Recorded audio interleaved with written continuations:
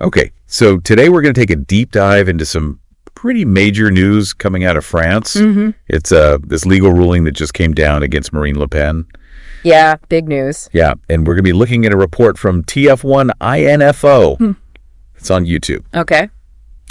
And basically, we're going to break this down and figure out what it all means for her career and for French politics in general. Absolutely. So no spin or anything. We're just going to try to get to the heart of it all. Just the facts. Yeah, just the facts. Yeah. So the big news here is that Marine Le Pen has been sentenced to 5 years of ineligibility, which means she can't hold office. Yeah. And that's effective immediately. Immediately. Yeah, that's the huge part of this. Yeah. So she also got a 4-year prison sentence, but 2 years of that are suspended. Okay.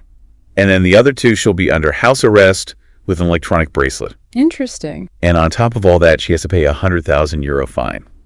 So there's some pretty serious consequences. Yeah. So let's break this down a little bit. The report says that these accusations actually go back a ways. Okay. Between 2004 and 2016. Quite a while. Yeah. And it involves Le Pen and 8 other former MEPs. That's members of the European Parliament. Right. They've been found guilty of misusing funds from the European Parliament. I see.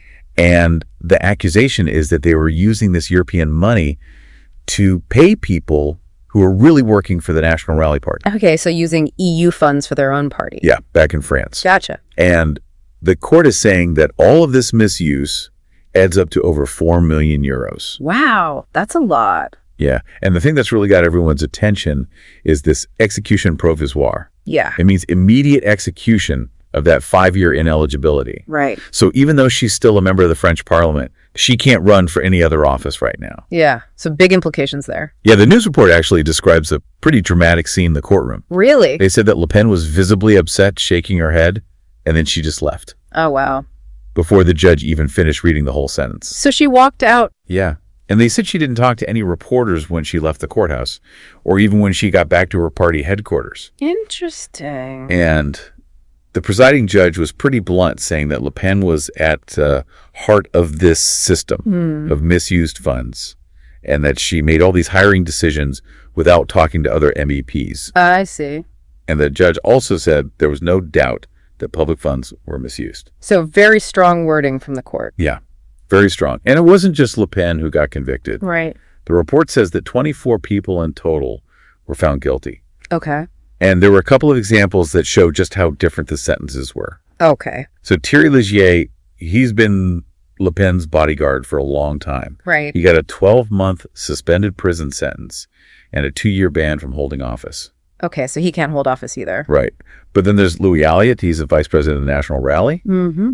He got 18 months in prison, with 6 months to be actually served. Wow. And then an €8,000 fine and a 3-year ineligibility. But the key difference here is that his ban doesn't start right away. Interesting. So he can stay on as mayor of Perpignan. Oh, so it's applied differently to different people. Yeah, that's what's so interesting about this execution provisoire. It's not always the same. Yeah, definitely something to keep an eye on. Yeah. As you might imagine, this ruling has sparked a lot of reactions from all sides of the French political scene. Yeah, you can bet. So the National Rally, unsurprisingly, has come out in full support of Le Pen. Makes sense. They even started a petition. Okay. And they seem to be saying that this whole thing is a politically motivated attack against her. Interesting. Yeah, and her allies are backing her up too. I see. So Eric Ciotti has said this whole thing raises questions about French democracy. Wow. And Laurent Wauquiez has said that elections should be decided by voters, not by courts. So they're saying the courts shouldn't be involved in politics. Yeah, that this is basically an attempt to push a major political figure out of the game using the legal system. I see their point. Yeah.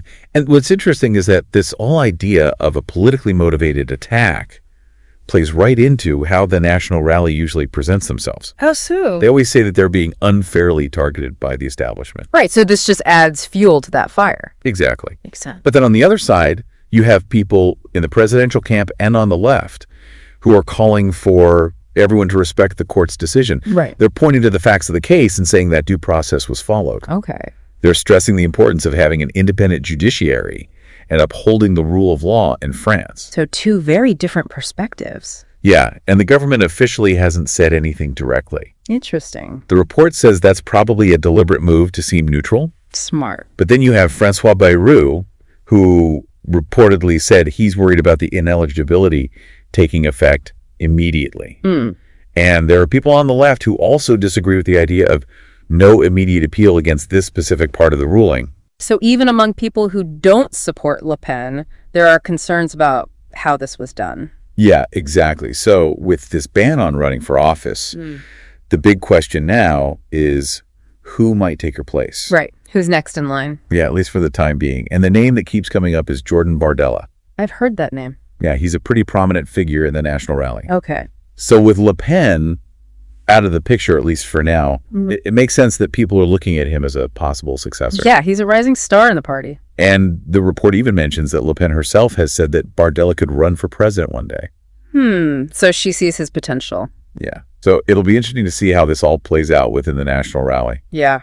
Could be some internal power struggles. Yeah, and this case hasn't just caused a stir in France. It's gotten international attention, too. Really? Yeah, so Dmitry Peskov, the Kremlin spokesperson, called it a violation of democratic norms. Wow, strong words. Yeah, and Elon Musk even chimed in. Oh, wow. What did he say? He criticized the radical left, saying they're using the courts to imprison political opponents because they can't win democratically. So this is being seen as a big deal outside of France, too. Yeah, it's definitely raising questions about how legal systems are being used in political fights. Yeah, could have implications beyond France, for sure. So let's dive into the legal details a bit. The report mentions the 2016 Sabin Law, which is about the misuse of public funds. Right. So how does that law connect to this whole situation? Well, the immediate ineligibility is tied to the principles of that Sapin Law. Okay. But the law itself wasn't directly applied in this case because some of the things Le Pen is accused of happened before that law was even passed. So you can't use a law retroactively. Exactly. But the judge used the spirit of this stricter law and this legal concept of execution provisoire. So it's not a direct application of the law because of when it was passed, but the judge is using the ideas behind it to justify this immediate ban. That's right. The judge's reasoning, according to the report, is that because the National Rally still says they did nothing wrong, there's a risk they'll do it again. Yeah. And that's why the ban had to happen right away, even while the appeal is pending. So the judge is basically saying that even though the rules weren't fully set in stone at the time, everyone knew you shouldn't use public money for personal or party gain. Right, and the Sapin Law later made that even clearer. Exactly. The report also mentions other French legal cases where this execution provisoire has been used. Yeah, like the Balchus, Sarkozy, Fillon, and Cahuzac cases. But it says that none of those cases are exactly the same as this one. Right. So what does that tell us about Le Pen's situation? Well, it shows that this immediate execution thing exists in the French legal system, but using it in such a high-profile case against a leading politician based on the spirit of a law that doesn't directly apply is unusual. Right.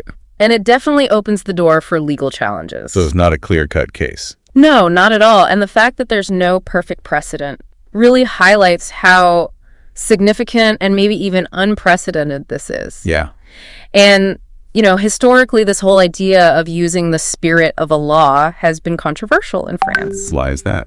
Because some people see it as stretching legal principles too far. Interesting. Huh? Okay, so now let's look at what Marine Le Pen herself has said, as reported in the TF1 INFO interview. Okay. It's pretty clear that she thinks this whole decision was politically motivated. Yeah, I can see why she'd feel that way. She said she left the courtroom because she felt like the judge was making a political statement and that it was all designed to keep her out of the next presidential election. Right. She also thinks this immediate ineligibility basically makes it impossible for her to appeal that part of the verdict. I see. So she's saying it violates the rule of law because it ignores the idea that you're innocent until proven guilty. Yeah, that's a cornerstone of most legal systems. Right. And she feels like by immediately banning her from office, the court is saying she's guilty even before her appeal is heard. Yeah, it does kind of undermine the whole appeal process. And it's interesting because her party usually wants tougher penalties. Right. But she says this Sapin 2 law, which has this automatic immediate execution, doesn't even apply to her case because of when the alleged offenses happened. Okay, so she's saying it's the wrong law for her situation. Yeah, and that even though the judge used the spirit of the law, it's still not the right one. So it's a technicality, but an important one. Yeah, and she says she'll appeal the decision as soon as possible. Makes sense. And she's really upset about the fact that millions of French voters might not be able to vote for her just because of this first ruling. Yeah, it does disenfranchise her supporters. Especially since she can't immediately appeal the ineligibility part. Right, that's a key point. And she even addressed the comparisons people are making to other politicians who've been in similar situations. Like Huber Falco. Right, but she says her case is different because execution provisoire is usually used when the alleged offenses happen during a current term in office. Okay. Which isn't true for her.